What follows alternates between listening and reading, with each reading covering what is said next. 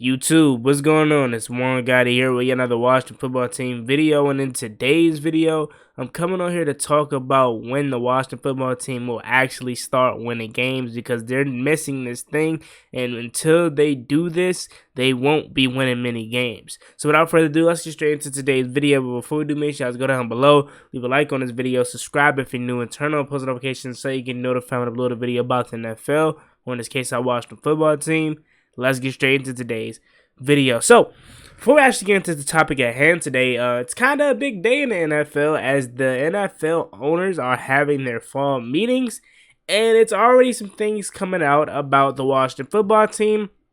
Two females that were, in the toxic culture, they already came forward and is talking. Obviously, Daniel Snyder isn't in attendance there. When is he ever there? You know what I'm saying? He sent his wife. And obviously, we know nothing is going to happen, so I don't want people to get their hopes up of him selling the team. We know nothing's going to happen. You know what I'm saying? The owners are going to protect their guy, because he's one of them, and unfortunately, nothing is going to happen. All we can do as Washington fans is to hope and pray that maybe something will happen, but we all know deep down inside, nothing's going to happen. Daniel Snyder is going to continue to be the owner of this team until his demise, and that is probably not going to be for another 50, 40, 30 years from now, and it sucks, man. It sucks, it really do, because he is the worst owner in all of sports.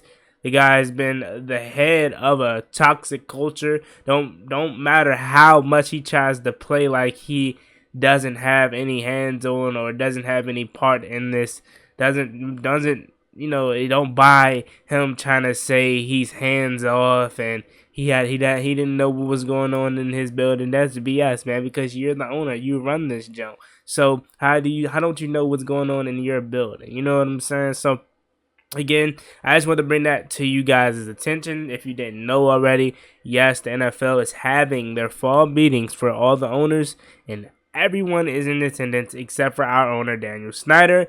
And the topic at hand that is going to be for the owners, besides the Deshaun Watson thing, is obviously the Washington football team and their investigation. So I'll keep you guys posted on that if something drastically changes, but nothing's going to happen.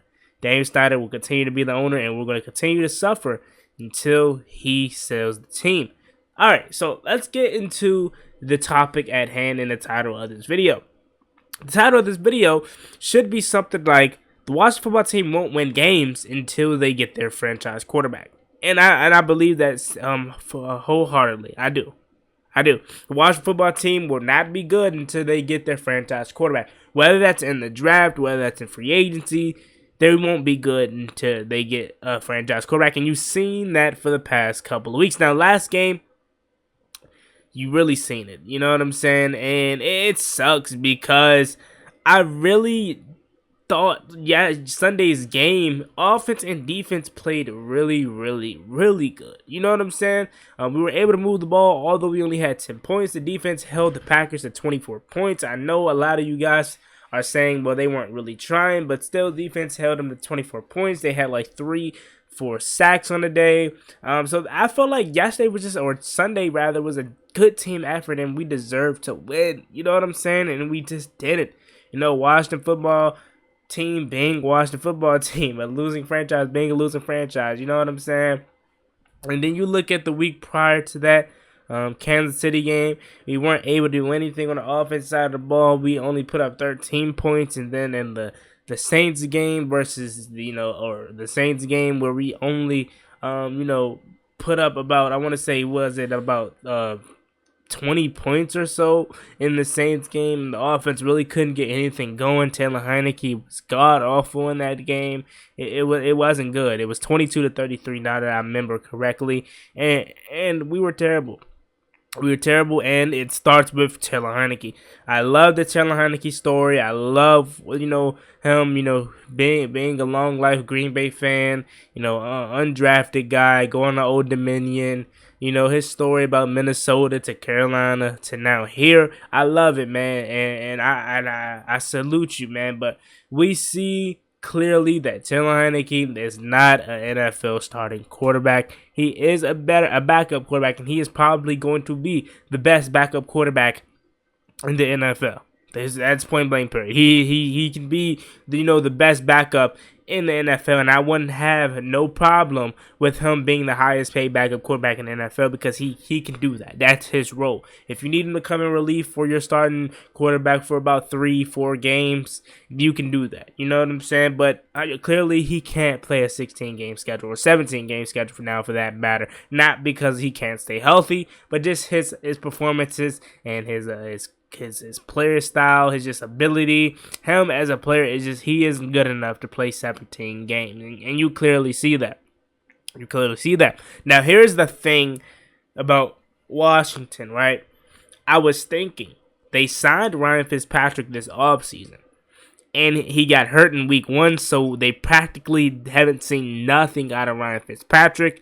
And I was thinking maybe we might have been, a bad, I wouldn't say decision because you really can't control it, but that might have been a bad, thing that happened to Ryan Fitzpatrick, or us rather, because now that Ryan Fitzpatrick is hurt, he has an excuse to really say, well, you guys haven't really saw me play in the Washington football team offense, so you don't really know what I can do. And then that could prompt Ron Rivera to re-signing him to another deal, to now give him a chance, because all last year he was hurt. That's what we're going to hear. And I don't want to see Ryan Fitzpatrick back. I know I'm not alone in that. I know a lot of you guys agree with me on that front, so I really hope Ron doesn't re-sign Fitzpatrick, because I don't want Ryan Fitzpatrick to be the starting quarterback next year. You know what I'm saying? The Washington football team, again, won't win games until they find their franchise quarterback. That is what I want to happen.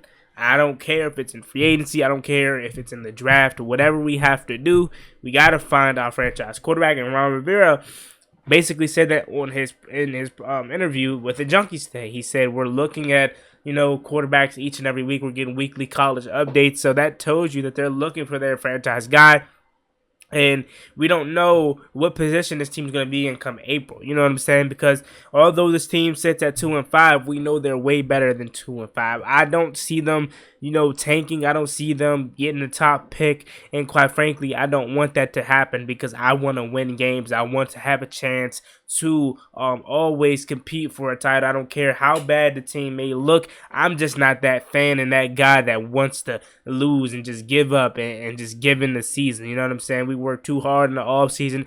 Us as fans waited too long in the offseason to just give up by week 8. You know what I'm saying? So I don't see this team having a top pick, but I'm all in for trading picks away, trading up, doing whatever to have to draft one of these guys. But you got to make sure one of these guys are, your future. You got to make sure you fully have trust in this guy. You fully want to, invest in this guy, because you're giving up draft picks and you're affecting the future. You know what I'm saying? And that's going against what they said they didn't want to do, was mortgage the future. But Ron Rivera has went against his word multiple times, so it wouldn't surprise me if he does it again. But again, I don't have a problem with it. Just make sure you have full trust in this guy. Make sure you're ready to invest in this guy, whether it's Matt Curl out of Ole Miss, whether it's Malik Willis out of Liberty, countless more quarterbacks to come. Again, this quarterback class is not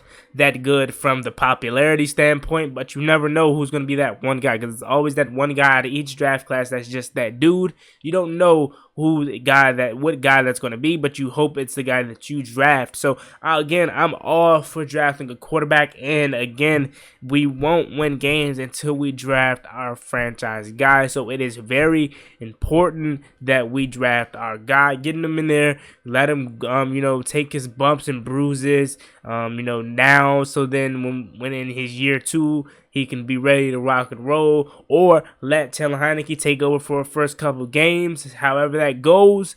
Then you put in the new guy, but you gotta draft your guy, or you gotta get him in free agency. Now if we get a guy in free agency, obviously he's going to be that number 1 guy day one. You know what I'm saying? I don't know who it's going to be. I don't think we're going to be able to get a Russell Wilson or Aaron Rodgers or something like that, but we'll see. You know what I'm saying? But again, we got to get our franchise guy. We have to. It is important, because you clearly can see the quarterback position is holding us back. You know what I'm saying? This defense has not been good. I'm not saying that at all, but you have to have your franchise quarterback. You do. You know what I'm saying? If you have your franchise guy, we wouldn't be 2-5. And I don't want to make it seem like I'm putting everything on Taylor Heinicke, because I'm not, because his defense has been putrid to start the season. But again, if you have a franchise quarterback, that could cover up a lot of stuff.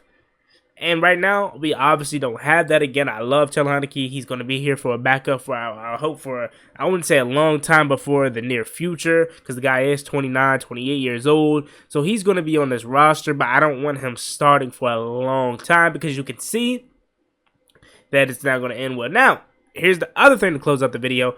Ryan Fitzpatrick is not on track to come back right now. He is actually having a major setback. I'm hearing that he's still on crutches, so the guy is nowhere near ready to return. So it is going to be Taylor Heinicke's show for now on.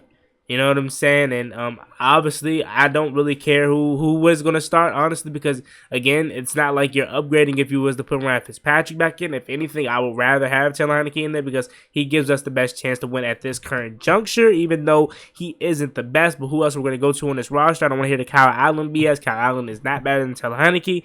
And again, with Taylor Heinicke and Ryan Fitzpatrick, you're really not upgrading if you were to put Ryan Fitzpatrick in there. So you might as well stay with Taylor Heinicke, let him ride out the season, and then draft your guy in April, or sign your guy in March. But we'll see, man. But something must be done, and I believe Ron Rivera understands that, and he feels the pressure that we need to get a quarterback, because if we don't, his tenure in Washington could be over like that. So again, it's very, very important that that happens. So we'll keep you guys posted, or I'll keep you guys posted rather, on the quarterback situation on this team, as you guys know, each and every day. And on Sundays, I stream each and every game. So make sure you guys are there this Sunday for the live stream. Let me know what you guys think about this video. Put some quarterbacks down below that I need to start doing my research on and watching, because again, I don't really dive into the college scene until after the season. So put me on to some guys down below. Who do you think we should draft? And be realistic, guys.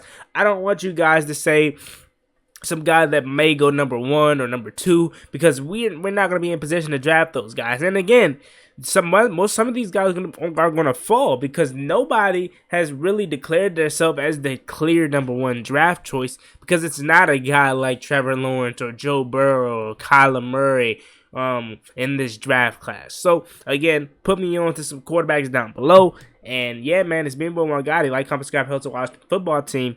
Well, peace. Cost me one time, that's gonna get you pop, get you pop, get you drop, slide on the one where they get you boxed on. I ain't stopping till I get me a